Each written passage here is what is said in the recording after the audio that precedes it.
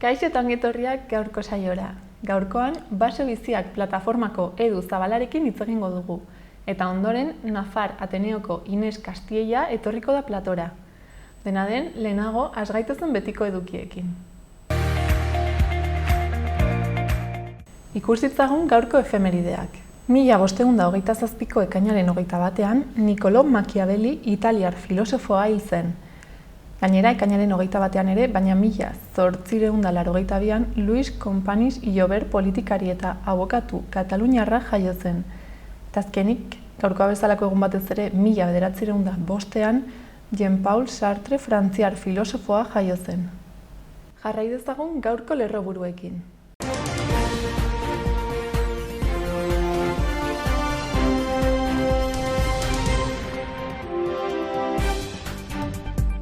Nafarroak 21 koronavirus kasu berri atzeman zituen atzo, 27 lagun ingresatuta jarraitzen dute, horietatik 9 zainketa intensiboko unitatean.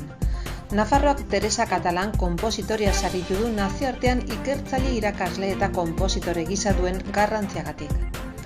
Automobilgintzaren sektoreko 50 profesionalek Nafarroan konektatutako ibilgailu elektriko autonomoaren edapenaren arriskuak eta aukerak aztertu dituzte.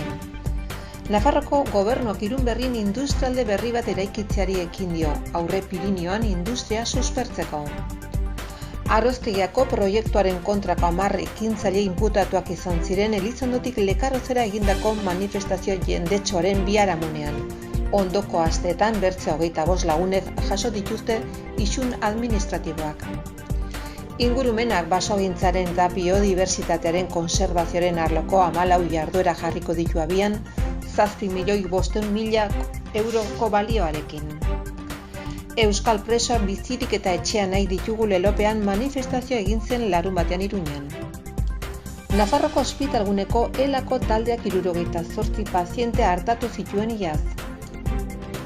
Nafarroa berriz altxa burujabetza askatasuna da lelopean eta noaingo batalla gogoan manifestazio jendetxoan parte hartu dute 1000 herritarrek Iruñan. Iruñak aukera ematen du ariketa fisikoa eta kirolekoa atari zabalean egiteko hirian zehar sakabanatutako 5 kalistenia zentrotan. Patera bat Orreaga etorbidean errefuxiatuen nazioarteko eguna ospatzeko ikurra. Iruñeko udalak eta Nafarroko Unibertsitateko museoak mahai inguru bat eginen dute pandemiari buruzko testigantzen kontatzea ez ahazteko proiektuaren inguruan. Saioa gaur arratsaldeko 7:00 izanen da kondestablean. Aitzuloetako hartz baten gorpuzkiak espelauz Nafarroa duela 50.000 urte erakusketaren protagonistak izanen dira.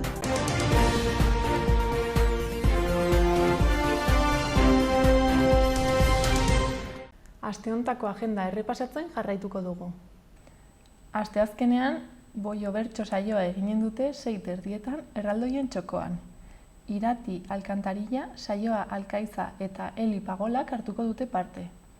Horretaz gain, ostegunean San Fermin korapilo askatzen hitzaldia egonen da arratsaldeko 7:00 Aitziber Imizkozen eskutik Kondestable jauregian.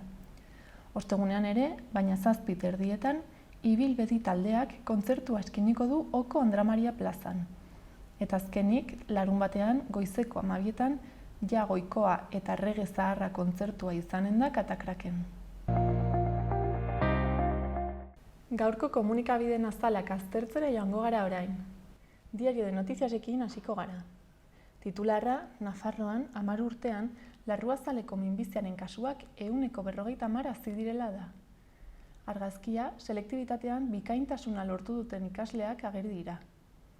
Horretaz gain, etxebizitzen merkatuak 2010tik urte hasierarik onena sinatu duela jakinarazten du. Gai aldatuz, Iruñak errefuxiatuak zigortzen dituen ikusezintasuna salatu duela aipatzen du Notiziasek. Eta Indiako Anduitik babesteko txertoa osatzeko premia dutela ere azpimarratzen du gaurko azalean. Bestalde, Ezkerra Frantziako eskualdeetako hauteskundeen buru dela jakinarazten du. Kiroletan, Arrasatek osasunaren buru 3 urte egin dituela gogorarazten du. Eta azkenik, Altunak eskuz eskukoaren 2. txapela irabazi duela nabarmentzen du. Diario de Navarrarekin jarraituko dugu. Titularrak dioenez, telefono bidezko kontsultak presentzialak baino gehiago dira oraindik Nafarroako osasun zentroetan. Argazkiaren bidez, Nafarroan urtean 100 errodaje egin direla jakinarazten du.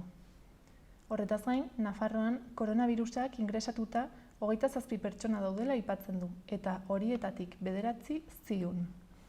Bestalde, Nafarrek Manos Unidasi milioika pezeta eman dizkiotela ere nabarmentzen du azalean. Eta bukatzeko, Jokin Altuna eskuzko txapeldun berria dela iragartzen du.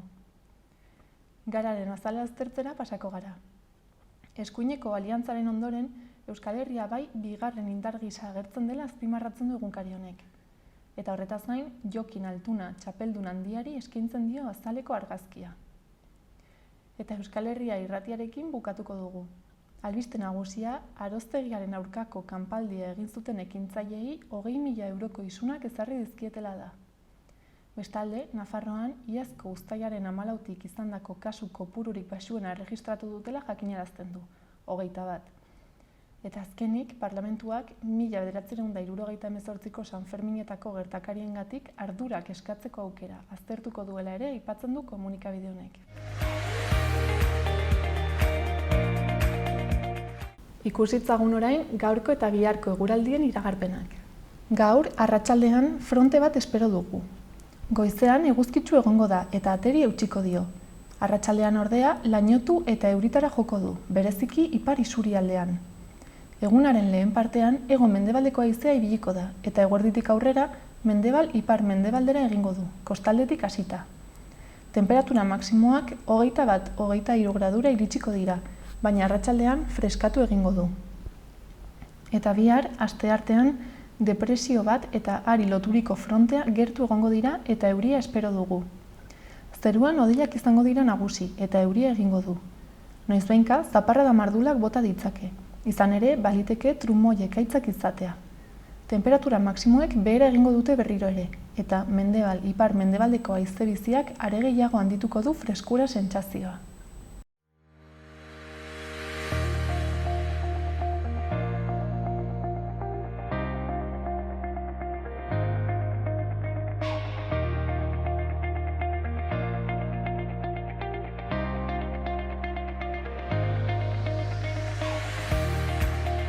Kaixo, Edu, zer moduz?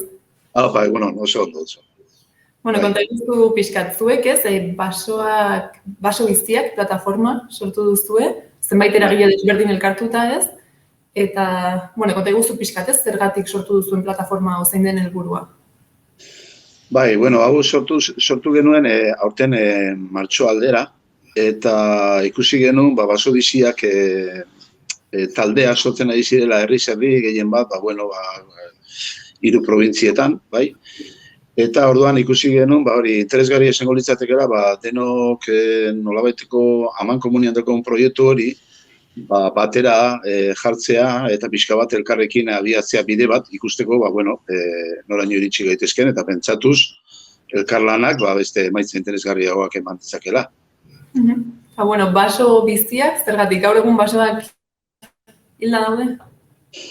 Hombre, zuen aldean, Nafarro aldean, gurean baino asko hobeto daude, bai, iparraldean ere bai, baina hemen 3 probintzietan, nolazbait gertatu da, badakizu monolaborantza bat egon da urtetan, hamarkadetan pinuarena, pinu insignis, eta horrek metatzen joan da hori hainbat gaixotasun, eta iaz edo iritsi zitzaion gutxi gora bera rematea nolazbait, hau da xingola marroia edo bat da marron delakoa, eta horri, oso zaila egiten ari zaie, instituzioetatik alako monolaborantza kultibo bati aurre egitea jakinda, monolaborantzak alako arazoak ekartzen dituela, espezie bakarra, gaixotasuna dagoenean bere alaxe zabaltzen da, eta gero klimaren baldintzak aldatzen badira, eta egokia bada, horrek aurrera egiten duzu deutxa bezala. Orduan, baso horiek, berez ez diogu deitzen basoa guk, ez? Zan nahi detoie dira landaketak. Landaketak normalean bioaniztasuna kontuan hartzen ez dutenak.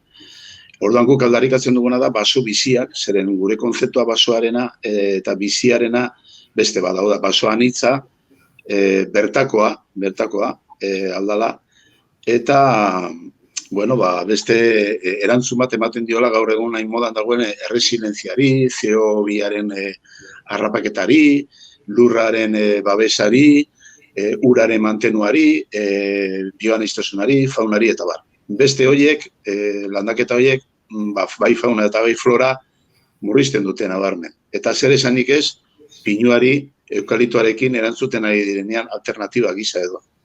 Orduan gaur egun zein da egoera, ez? Aipatu duzu pinu gehienak gaixotasun hori dutela, ez? Eta orain ordezkatzen ari dira eukaliptoekin.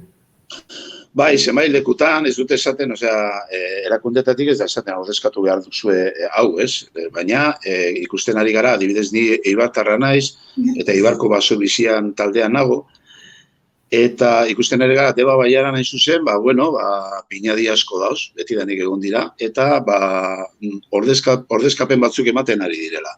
Inkluso etorri dira, kanpoko, Kantabriako enpresa bat, erosten ari dena lurrak, momentu honetan lurrak nahiko merke daude, orduan halako enpresa batek erosi aldezake lurra nahiko merke, eta gero, horri inork ez dio esango, espadago lege bat, guk eskatzen dugula, nolabaiteko moratoria bat ere, espadago lege bat horren kontra, ez landatzeko eukalitua, eta badakite beraiek, eukalitua, pinua, 20 urtean behin edo mosten bazan, eukalitua 12 urteetan gutxi gora bera, moztu daiteke. Orduan, haue bilatzen dutena da, etekin askarra. Eta gero zer gertatzen den lurrarekin, aia kuidauz, nolaz baita esatearen, ez? Hau da, eukalitua ur asko xurgatzen du, azidifikatzen du lurra, kompaktatzen du lurra, pirofitoa da, bere propagazio modua suaren bidez egiten du, adibidez, eta beste espeziek jasaten ez dutena, bera jasaten du.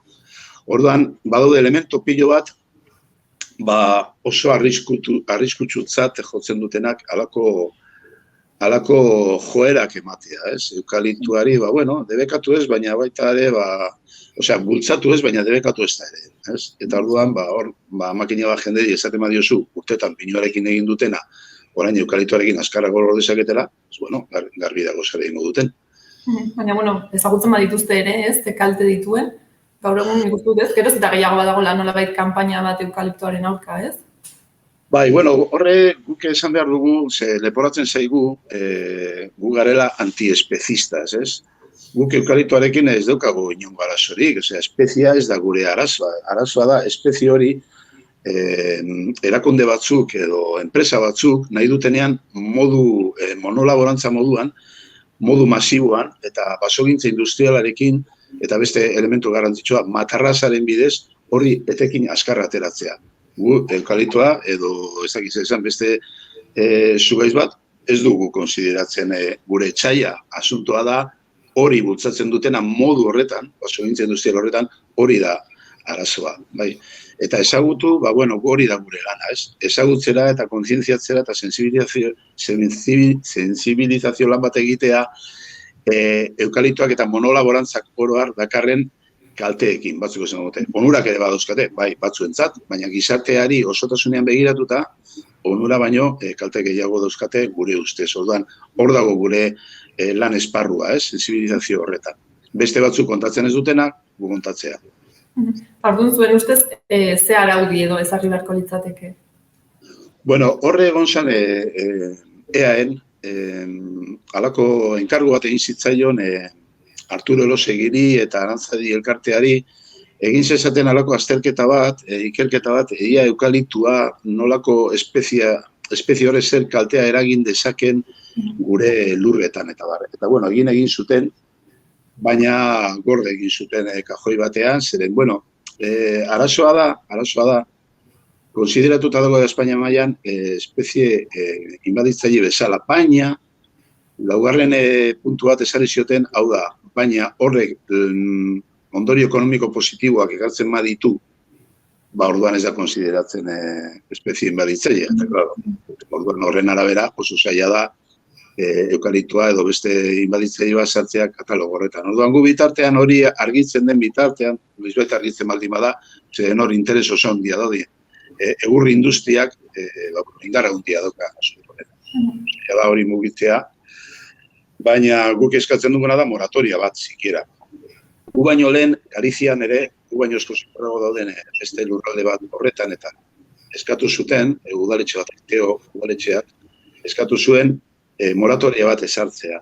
Baina, bueno, esandako laugarren arrazoi hori dela eta arrazoi ekonomikoagatik, erabaki zuten ezetz. Orduan, badakigu zaila dela, baina gu baita ere lan tenari gara gure beste esparru bat, esan dugu sensibilizazioa, baina orain baita ere udaletxetan, ez? Udaletxe mailan gure talde bakoitzak eta aurkezten ari gara mozioak, pixka bat galga jartzeko eukaliptoaren etorrera edo inbasio honi.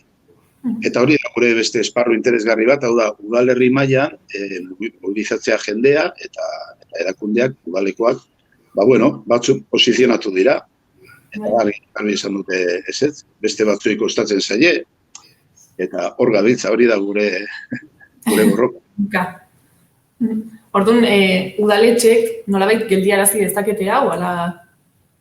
Bueno, udaletxeak guk dokumentu bat plazaratu dugu, eta dokumentu horren inguruan egin genuen prentsaurreko bat ekainaren 12an Diman, baserri baten aurrean. Eta hor esaten genuen, nolabait, eskatzen diogula baita ere udaletxei eros ditzatela lurrak. Orain lehen esan dizudan bezala, lurra nahiko daude, beste batzuk kanpotik etorri beharrean erostera eukaliptoa saltzeko, eros ditzagun guk udaletxe mailan, eta lur publiko horietan egin dezagun beste basogintza mota bat. Badaudelako eredu ezberdinak. Adibidez, Itsasondon, Gipuzkoan, udaletxeak erosi ditu erosten ari dira lurrak, eta bere planteamentoen artean ari da planteatzen adibidez, parke mikologikoak sortzea, ultaman egon daiteken bezala, Barretxikoen inguruko kudeaketa bat, non hori da balio ekosistemiko deitzen den horietako modan dagoen hitz hori, eta baita ere, txertatzen ari dira sustraietan boilurraren ontjoa, hau da, trufarena. Orduan, badaude bideak, bata izan daiteke hori, udaletxeak erostea alik eta lur publiko gehien, badakigu udaletxeak denak ez direla berdinak eta ez dutela ahalmen ekonomiko berdina, baina, hori izan daiteke bide bat ere, ez? Eta gero debekua baino gehiago sensibilizazio kanpaina bat esateko jendeari, nola da, lur ugase behi eta baita ere baserritarrei hortan ari direnei, badaudela beste alternatiba batzu. Eta horren alira adibidez ere badago, errez kooperatiba, beste basogintza mota bat bultzatzen duena, hildo hori izan daiteke interesgarria. Kudeaketa bat, pixka bat, errespetatzen duena basoa, eta ez dijoana monokultiboaren, monolaborantzaren atletika itxuan. Eta adibidez, pertsona batek izango balu lur eremu bat eta pinudi txiki bat, horiek kentzerakoan zer ahalko luke landatu, baina nolabait ere ez etekina jasotzeko, azken finean pertsona hauek nahiko dute zerbait jaso bueltan. Bai. Hor gertatzen ari da, nik uste dut, orain ziklo aldaketa batean gaude nabarmen, hor badago larrialdi ekologikoaren egoera horrek ez, jartzen gaitu deno pixka bat, beste pentsatu beharrean beste modu batean, pinadi txikiak eta adibidez gertatzen ari da baita ere, baserri batzuk edo ondorengoei utzi dizkietela hainbat lur, eta igual kalean bizi dira eta ez egite zer egin lur horiekin. Eta, ez daukate interes berezi bat, etekin ekonomikoa ateratzeko, baizik eta beraien kontzientziagatikan behar bada etekin ekologiko bat edo gizarteari begira beste balore batzu dituen etekin bat, ez? Orduan horretarako badaude gaur egun, badago fundazio bat, Urgaia bezalakoan, non posible da berari ustea lurroie, epe batean, eta orduan berak birlandatzen du, edo birbideratzen du baso hori, bertako baso bat izatera. Bestean nahi badu etekin atera, diputazioetan eta uste badaudela, diru laguntza batzuk ere bertako basoak ere landatzeko. Baina eske horiet behar dute denbora asko, ez dakiz zer, baina eske beti jokatu nahi badugu epe motzean eta epe laburrean, gero kalteak etorriko zaizkiko. Nik uste dut hor jendeari oso garrantzitsua da esplikatzea gauzak ezin direla egin beti bezala. Beti hitza ez da beti izan horrela. Esan nahi dut ez gauzak aldatuz joan dira, garai batean larreak ziren, basoak kendu zirenean larretarako jarri ziren, baina gero beste larre hori behar bada berriro berreskuratu daitezke horretarako.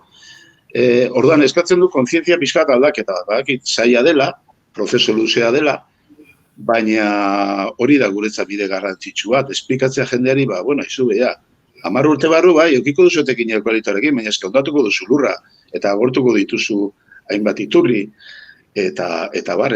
Eta zein joaten da gustora eukaliptadi batera paseatzera, edo pinadi batera, hombre, nahiago de beste baso mota bat, eta zer duzu, baina horre balio du, bai, gauza bada prezioa, eta beste gauza bada balorea.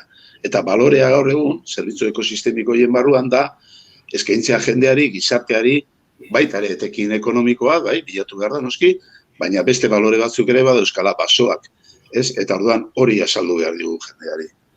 Beste batzuk prisa daukate etekin ateratzeko basoari, baina, bueno, dena da pixka bat usteot oreka bat bilatzea. Orduan baloratzeko moduko gauza, ez? Hori da, bai. Bai, eta... Gaur egun modan dago, entzuten da, rezetatzen ari dela medikoak, ez dakit, Japonian edo Finlandian, baso, nola da, bainuak edo. Zure oreka mentala, emozionala edo askotan, uste gabe, jakin gabe, konpontze zego, basora jaten garenean, normalean gustora gaude, zerbaitegatik izango da. Ni eukaliptadi baten barruan gustora baino arriskoan ikusten duen ere burua. Ez dakit nola esan, eta are gehiago bero handia egiten duenean, eta, bueno, ez gara gehiago ez dugu joko bideo horretatik, ze arriskoak egon daitezko. Eta behin eukaliptoak ez landatu izan badira, gero lur horretan landatu daitezke bertako espeziak edo? Bai, baina kostata. Esan nahi dut eukaliptuak horre azpimarratu nahi dute. Badago kontzeptua matarrasarena dela. Matarrasa da, 10, zikloa betetzen denean, eukaliptuaren kasuan izan daiteke 12 urte, pinuaren izan zitekeen 15, 20. Etortzen da makinaria astuna, egiten dira, zabaltzen dira pistak, eta kentzen da dena dena matarrasaren bidez. Eta orduan, klaro, hor dauden inkilinoak egongo balira, ez dakit emagun hegaztiak, ugaztunak, eta bar, alde egin behar dute. Migrante klimatikoak esan dezakegu direla, alde egin behar dute, ezin dute bizi hor. Eta hori egiten baduzu aldiro, 12 urtean behin, hor ez da posible bizitza mantentzea. Orduan, baita ere, florarekin beste. Zer nahi dut, mozten baduzu hori, eukaliptoa daukan gainera beste habilidade bada, ez duzula landatu behar bariru. Eta biziko 3 mosketetan bera bersortzen du. Tokoi horretatik, enporretik bersortzen da. Orduan, kompetentzia, halako zugaitz bati, ez, kanpoko den zugaitz horri, ia 30 metro edo gehiago hartzen dituena, eta berehala zehazten dena, eta berehala itzala egiten duena, bertakoentzat, motela gogoaz, lasaia gogoaz, gure denbora behar dugu, baina horrela gara, horrela nahi dugu gure basoa, ez? Kompetentzia oso zaila da egitea eukaliptoarekin. Eta oso, esaten du, inbaditzaia dela, ez bertako flora eta fauna matxakatzen du. Matarrasarekin, da, bigarren golpea. Zergatik gertatzen dago adibidez, ez? Euskal Autonomia Erkidegoan eta Nafarroan ez hainbeste edo, zergatik gehiago zonalde batzutan? Bueno, gure 3 probintzietan askoz privatizatuago dago lurra. Egon dira politika batzuk, aspalditikan, non esaten zen, pinua zela irten bide bat, nolabaiteko diru gehigarri bat lortzeko basaritarrak. Eta Nafarroan, zorionez, lur komunal gehiago daude ere, orduan lur komunaletan erabakiak hartzea, izan daiteke erreza, segun eta ze gobernua daukazu, baina hor parte hartzen badute hainbat udalerri, hainbat udaletxe, zailago da igual esatea, hau egingo dugu eta aurrera doa, ez? Uste guk ere eskatzen dugunean lur publikoak erostea udaletxeak, pixka bat horretara goaz, ez? Osea, hau denona da, batek ezin du erabaki hemen, hau egingo dut edo beste egingo dut. Orduan, erabakia pixka bat zabalagoak izatea, arrazoi gehiagorekin adostuagoak, eta ez hau nere lurra da, eta nik egiten dut nahi dudana. Eta, klaro, horren arira, gerta daiteke zu landatu baduzu lurraldetan eukaliptoa eta horre sortzen baditu gero arazoak, urarenak, lur egoerarenak, eta bar, hori denok ordaintzen ari gara. Lurra matarrasarekin ez dagoenean babes vegetalikan eta lurra agerian dagoenean da euria egiten duenean egun hauetan bezala egin duela desente hortikan. Errekara badoa, ze gertatzen da? Errekako ekosistemak ere ondatzen dira. Erreka hori ez da zurea. Baina zuk eragin duzu alako kalte bat. Orduan, horre hau nerea da eta ni nahi dudana egiten dut, hori, ez dakit, eta kontzeptua nahiko egoista, ez? Bai, nerea da, zurea da, baina ezin duzu egin edo zeiko zapistetan, ez? Edo ezen nuke egin behar, eta... Gero ondoriak ez denentzat, badira, denek jasen behar. Hori da, ondoriak gero denentzat dira, ez? Irabazia batzuentzat, baina gero ondoriak edo kaltea denentzat dira. Orduan, hori errebisatu beharra ere, pixka bat, ez? Bueno, plataforma sortu zenutenetik, somatu duzu agian ez, aurrera pauso gehiago ematen zabiltzatela eta indar gehiago duzuela? Bai, gu gaude, momentu honetan, 11 talde osatzen dugu, egin dugu kanpaina bat change.org-en, jaso ditugu irekia dago, 2.000 sinadura, eta beste 34 talde atxikitu dira gure dokumentura. Bai ikusi dugula, ez gu sortu garenetik. Lehentxoago ja, baso bizi talde sortutako dinamikari eta presioa eta sensibilizazioari esker, bi diputazio Gipuzkoakoa eta Bizkaiakoa bai egon dira apunte batzuk egiten, esanez, orduan eukaliptoa landatzen baduzue, ezin da jaso, demagun 20 urte baino lehen, osea, matarrasa ezin da egin 12 urtekin. Bueno, bale, el mal menor, ez, esaten dena. Orduan, bai ikusten dugu forestalistak eta baso enpresak, betikoak, urduri, gehiago, ez dut usten guk, haiei beldurra hondirik ematen diogunik, baina bai urduri jartzen ari gara, zabaltzen ari garen mesua, jendearen gana iristen ari da. Eta orduan nik uste galderak iritsiko zizue, baina hau zergatik gana egiten duzu eta orduan bai uste dugu gure lan hori egiten ari garela, iristen ari dela gizartera. Eta esan dago, horren arira bai Gipuzkoako eta Bizkaiako diputazioa egin dute modifikazio txiki batzuk eukaliptoari begira edo. Baina, garbi dago, beraiek esan dutenean, monolaborantzaren ordezkapen bat egon behar denean, ikusten zaie bai hitzaldietan eta antolatzen dituzten foroetan eta niz nagusiena da eukaliptoa.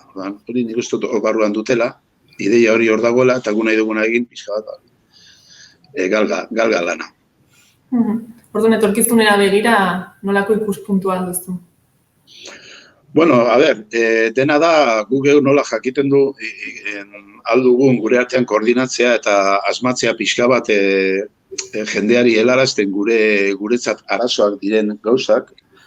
Horretan asmatzen badugu eta benetan hor barruan gaudenok ondo mugitzen bagara, pausoak ematen baditugu, nik uste dut gure lana iritsiko dela gizartera, iritsiko dela eta gero gu botatzen dugu, orain bota dugun bezala dokumento bat horra, eta gero oihartzunaren zai gaude, eta oihartzun polita izaten ari da, egia esan.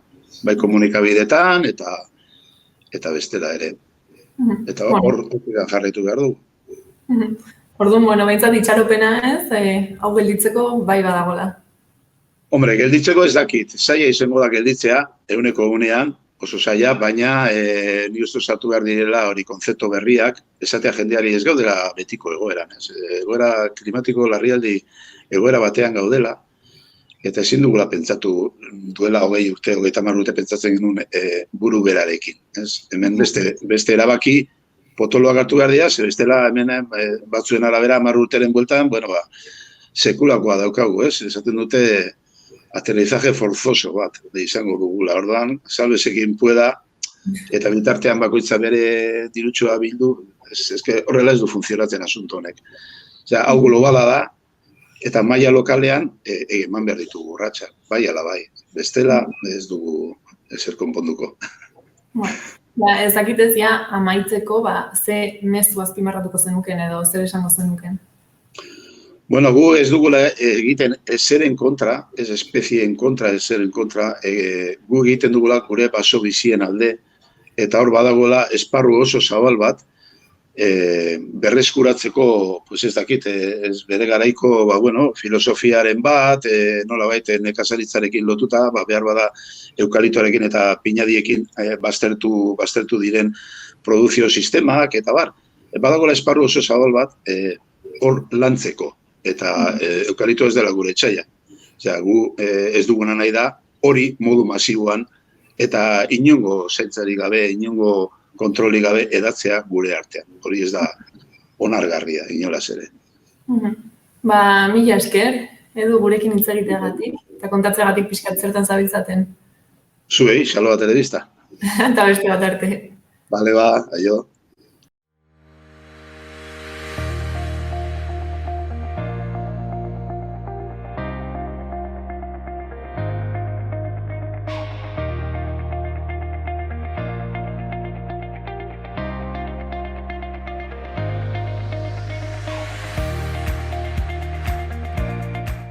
udalerrietako albisteekin jarraituko dugu. Antxoainen, oinarrizko gaitasun digitalak ikasteko ikastaroa antolatu dute ezagutza digitalik gabeko pertsonentzat. Ordenagailua ezagutzea, informazioa nola antolatzen den ikastea, internet eta Gmail posta landuko dira bertan. Ikastaroa abuztuak 9, 11, 12, 16, 18 eta 20ean burutuko da, 5-etatik 7etara Loza kulturetxean. Izena ematea, ekainaren 30 arte dago zabalik eta informazio gehiago kultura zerbitzuaren bidez edota udalaren webgunean eskura daiteke. Eta bestalde, euskara maitatzen asteko hitzak erakusketa bisitatzeko aukera dago ekainaren 25 arte Gaztelekuan. Azkenik, ekainaren 25ean Lobito Alofito kontzertua egonen da arratsaldeko 7:30 €10 sarrerarekin. Elkartasun kontzertu honetan lortutako dirua zaporeaki bideratuko zaio. Barañainen, udalak jakinik indarkeria matxistak gure gizartean erabat presente jarraitzen duela eta indarkeria hori desagerrarazteko konpromisoa individuala zein kolektiboa publiko egiteko, bere bizilagunekin elkarretaratze isila egitera gonbidatzen du bihar goizeko 12etan udaletxe plazan. Eta horretaz gain, 3 eta 12 urte bitarteko haurrentzat hiri koloniak antolatu dituzte.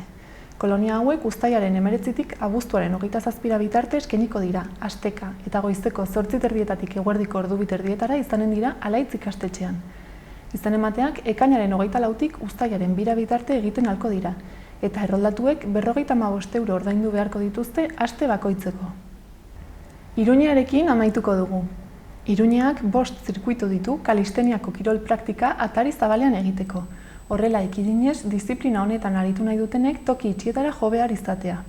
Kalistenia entrenamendu sistema gorputzaren beraren pisua erabiltzen datza, eta horrenbestez ez da beharrezkoa pesarik edo makina elektrikorik erabiltzea ariketekin.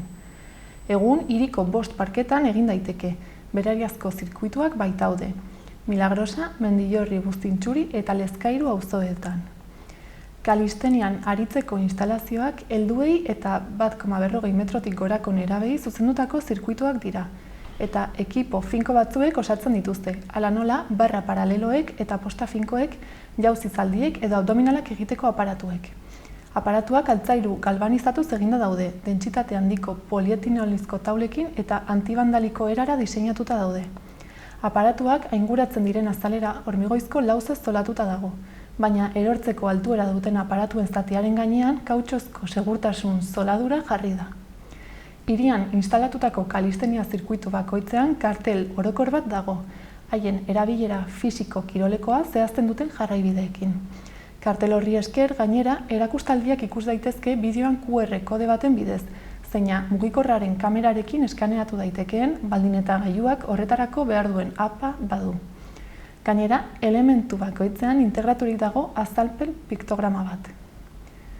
Eta gai aldatuz, gaur kondestableen 7etan kontatzea ez ahazteko mahai ingurua eginen da.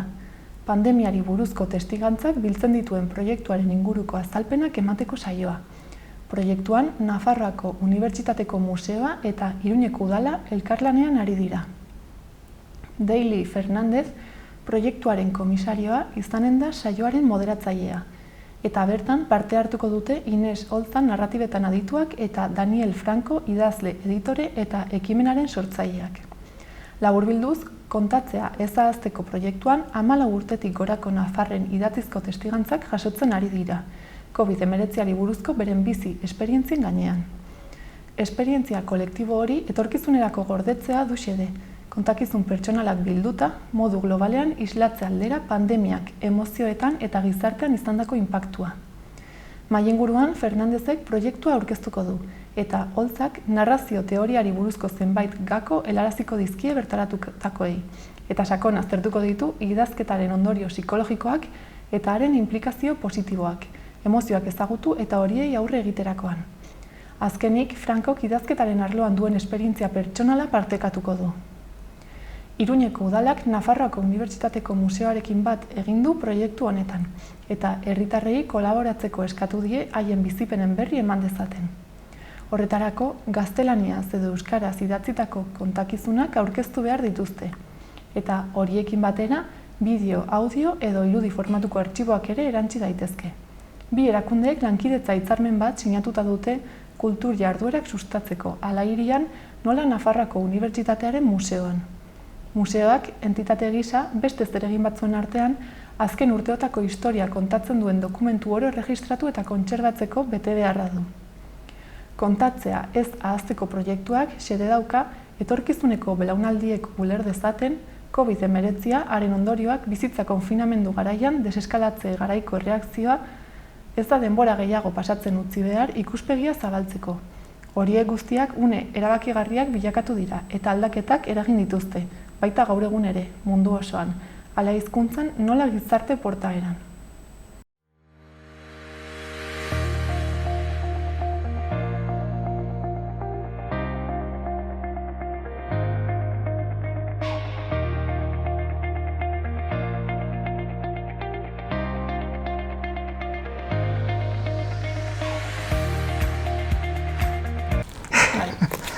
Orain Nafarroateneoko Ines Kastiella dugu platoan. Kaixo, Ines? Kaixo. Zer moduz? Ongi eta zuek? Ongi baita ere. Bueno, zuek ja laizte ruda, ez? Izango duzu, Bai, ja, ustaila eta abuztua ja jai hartzen dugu Ateneon, beraz, ja, ekitaldirik edo ez du antolatuko Ateneok. Bueno, dena den momentu hauetan ez, edo orain bazabiltzate proiektu batean. Bai, alare, bai, bagabiltza, horrek ez du esan nahi geldirik gabiltzanik. Eta, bueno, izan ere, Nafarroateneok euskera saila eta buktegi elkarlanean gabiltza egitasmo proiektu batetan. Eta, bueno, hain zuzen ere, proiektu hori da, Margarita Dangulenba Nafarroako erregina izan zenak, bere garaian Leptameron liburua idatzi zuen, eta liburu hori nahi dugu euskarara ekarri. Leptamerona izena izango duena. Orduan ja, hasi zarete itzulpenarekin? Bai, hasi gara, proiektu honen ideia sortu zen itxialdian euskalgintza dabiltzan pertsona batzuk pentsatu zuten polita izango litzatekeela Nafarroko erregin batek idatzitako liburu bat euskarara ekartzea Leptamerona, izan ere gainera liburua berezia interesgarria delako, Boccacioren Decameronen ari horretatik idatzi zuelako Margarita Dangulenba erreginak. Decameronak pixkat erredikulizatzen zituen emakumeak eta Leptameronak erredikulizatu egiten ditu gizonezkoak, orduan ere horretatik badauka esanguratasun bat. Interesgarria da alde horretatik, interesgarria da idazlea Angulemako Margarita Nafarroko erregina izan zelako, eta ez da ezaguna, baina bai ezaguna dela bere alaba, Albreteko Juana, eta Albreteko Juanak Leizarragari eskatu zion Biblia euskaratzea. Orduan, horrek esan nahi du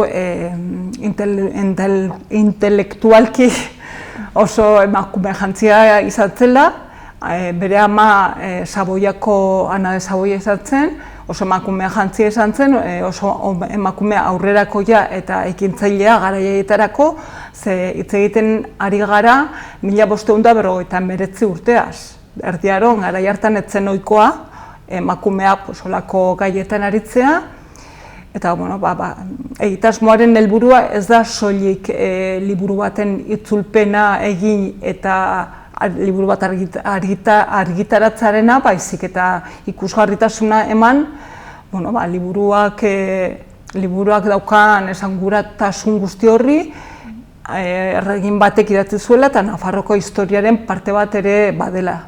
Eta ze gai lantzen ditugu liburuan? Liburua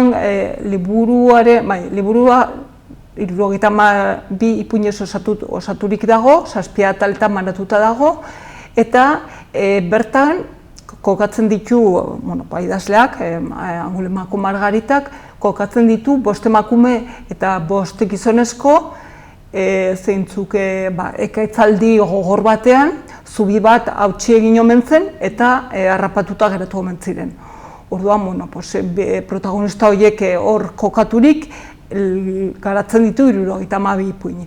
Eta ipuin horietan, agerian geratzen da, hori, gizonezkoen erridikulizazio, hitza. Eta, 72 ipuin, 7 ataletan idatzita, suposatzen da atal bakoitza egun batetan idatzitakoa dela, eta beraz, pixkat zera eskema hori jarraituta, asmoa da proiektua edo egitasmoa itzulpen lanketa hau 7 urtetan zehar egitea. Orduan, itzulpena egiteaz aparte, urtero nahiko genuke irakurraldi bat egin, edo ekitaldi bat antolatu, egiten ari garen guzti honi ikusgarritasuna emateko eta gizarteratzeko batez ere. Orduan, aurten, dagoeneko lehenbiziko atala itzulitea dago, dagoeneko hasita zeuden, Ateneo sartu aurretik esan dezakegu hasita zeuden lanketa honekin, eta lehenbiziko atala itzulita dago, eta lehenbiziko atala honen irakurraldia urriaren 2an egingo da Kondestablen. Irakurrilde irekia izango da, parte hartu nahi duena gobidatuta dago, eta hemendik animatzea parte hartu duten guztioi. Eta lehenengo atal horretan zenbat ipuin daude? Lehenengo atal horretan 8-9 ipuin uste dut daudela. Hortara rapatu egin dauzu. Normala, hainbeste izan da? Bai, 72 denetara. Orduan epe luzeko proiektua izango da eta lan asko izango da atzean? Bai, batetik itzulpengintza lanketa eta bestetik antolatzea urtero zerbait. Eta gustatuko litzaiguke pixkat euskalgintzan sartuta dagoen jendea baita parte hartzea, gustatuko litzaiguke ikastola, eskola, euskaltegietako ikasle, guraso eta barrek ere parte hartzea, eta horrek eskatzen du pixka gainean egotearera, baina lan polita. Orduan mugituko zarete ez, jendea implikatzeko alik eta gehiago? Bai. De hecho, crowdfunding bat jarri dugu pixka lehenbiziko urte honetarako garatzen ari garen proiektu hau finantziatzeko, eta beraz, diruz lagundu nahi duen guztiari, itxulapikoan sartzen baldin bada hor badauka proiektua, Heptamerona Nafarroako erreginaren liburua deitzen dena, eta eskertuko genioke sartu eta pixkat laguntzea. Eta berez, liburu originala frantsesez egin zen, idatzi zen? Bai, berezkoa, berez, Angulemako Margarita, Angulema Frantziako herrialde bada eta bertakoa zen. Orduan erregina egin zen Nafarroako Albreteko Enrique Bigarrenarekin eskondu zelako, eta orduan bilakatu zen Nafarroako erregina.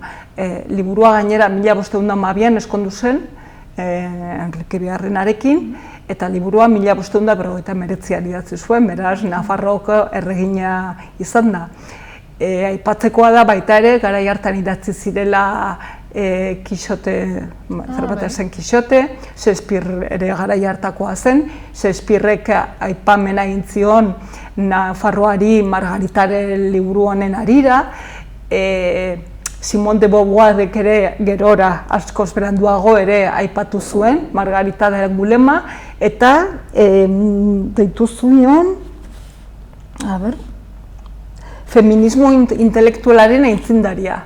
Orduan, badauka bere garrantzia, kontutan edukita, erdiaroan etzela ohikoa, eta gero olako pertsonai Shakespeare edo Simone de Beauvoirek aipamena egitea olako emakume bati, eta olako emakume bat Nafarroako gure herrialdeko historiako parte izatearena harro egoteko moduko zerbait da, eta merezi duela euskaratzea, ezta? Eta zergatik ez da hain ezaguna orduan, ez, emakume hau egin duen guztiarekin? Aipatu ez dugula asko ezagutzen. Claro, hori beti emakumeekin gertatu izan dena historian zehar, ez? Ikusgarritasunarik ez zaiola eman. Gizonezko izango balitz, ziurrenik gehiago izango luke, eta gero bestetik, baina esan dudan bezala, liburua Boccaccionen Dekameronak emakumeak irrigarri uzten zituen modura, eta Meronak irrigarri uzten ditu gizonezkoak. Orduan garai hartan, etzen oso ongi ikusia ongo, ziurrenik, eta gerora ere, urte batzuk pasaber urte, mil urteko batzuk, urteko mende batzuk behar izan dute, norbaitek berriz hartu eta daukan balio hori ikusteko, eta esateko, ze gaztelera itzulita badago. Orduan, euskarara orain itzuliko dugu, bai. Eta behin, 7 urte eta gero ez, espero duzu bukatuta egotea? Bai. Eta gero zein da asmoa argitaratzea, denentzat eskuragarri jartzea nolabait? Bai, printzipioz asmoa da buktegi digitalki urtero argitaratuko du itzultzen den parte hori. Ondoren, 7 urteren buruan liburua osoki itzulitea egongo da, eta 7 urterako proiektu bat denez, oraingoz ez daukagu argi fisikoki argitaratuko den edo ez, baina politia izango litzake fisikoki ere argitaraturik edukitzea. Orduan aipatu dugu ez, historikoki garrantzia duela, gero baita ere literaturaren aldetik, eta ez dakit beste alorren batean ere... Eta, feminismo emakumearen inguruko ikuspuntute horretatik, historikoki garai hartako kritika soziala ere egiten duelako, baina hori pixkat historiaren testu inguruaren barruan kokatu daiteke. Eta zuk aipatu dituzun 3 alor horiek lantzen ditu, horretan da garrantzitsua, ez? Bai, dauka garrantzia. Eta gero, adibidez ez, suposatzen dut zuk irakurri dituzula ipuin horiek, bai, baten bat irakurri du. 32ak oraindik ez. Gainera frantsesez daude oraindik.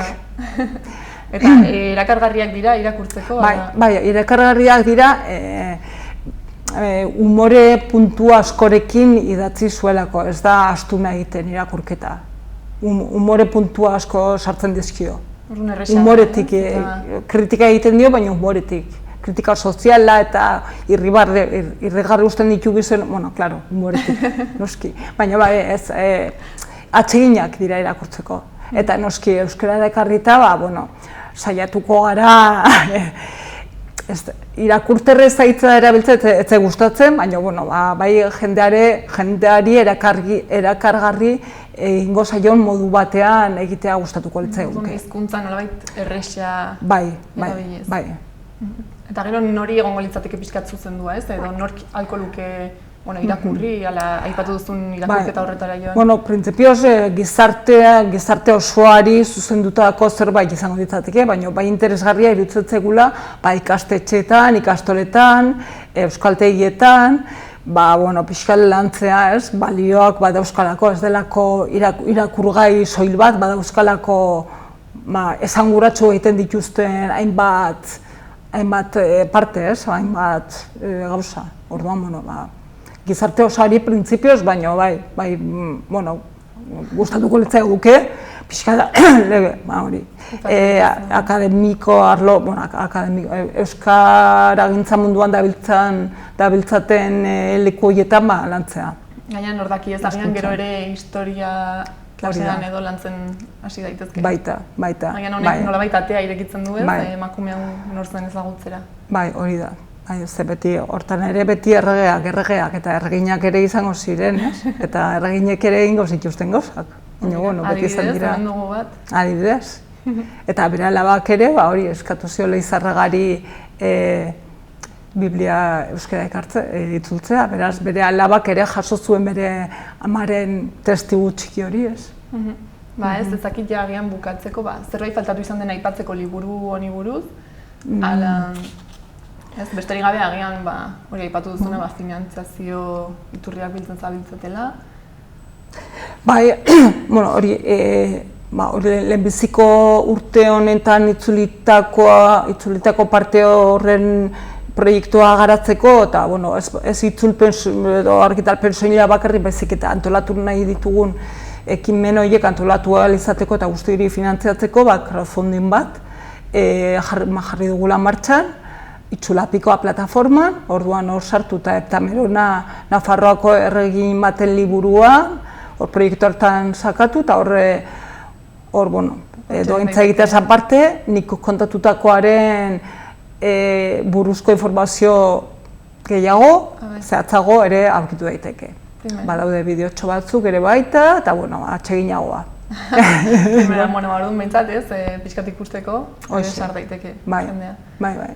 Ba, mila esker, Ines etortzagatik. Bai, zuei. Eta hurrengoa ja izan beharko da ez, uda eta gero? Ba, printzipioz bai, tartean gonbidatzen baldin nauzue, ba, etorriko naiz. Baina bai, uztaila eta abuztuan Ateneok ez du ekitaldirik antolatuko, berez, bueno, porretara joango gara, baina, bueno, irailean berriz hemen egongo gara. Indar berrituekin. Hoxe.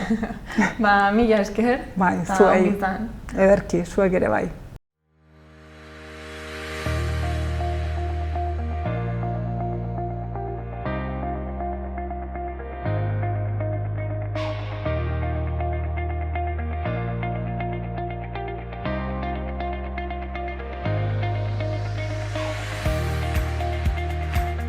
Beno ba, gaurkoz, hau izan da guztia. Mila esker, hor egoteagatik eta bihar arte.